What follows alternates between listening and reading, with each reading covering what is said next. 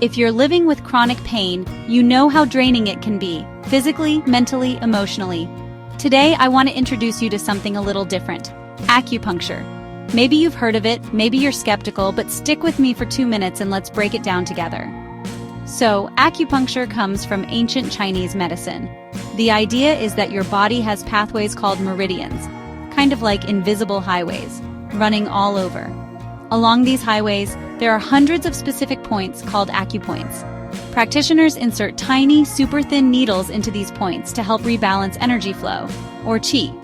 Now you might be asking, what's that got to do with my aching back or stiff knees? Great question. Many of these meridians actually line up with our major nerves and muscle groups.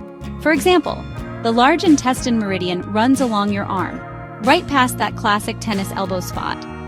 The bladder meridian travels down your back and legs, connecting to common hot zones for lower back and sciatic pain. When those little needles go in, it's not just about magic or mystery.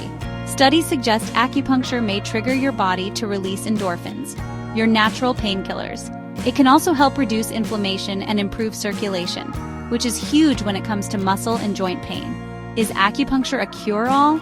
No. But for a lot of people, it's another tool in the toolkit, a way to get a bit more comfort, maybe need a little less medication, and take charge of their health in a new way.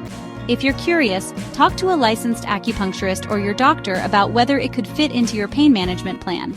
Take care of yourself. You deserve it.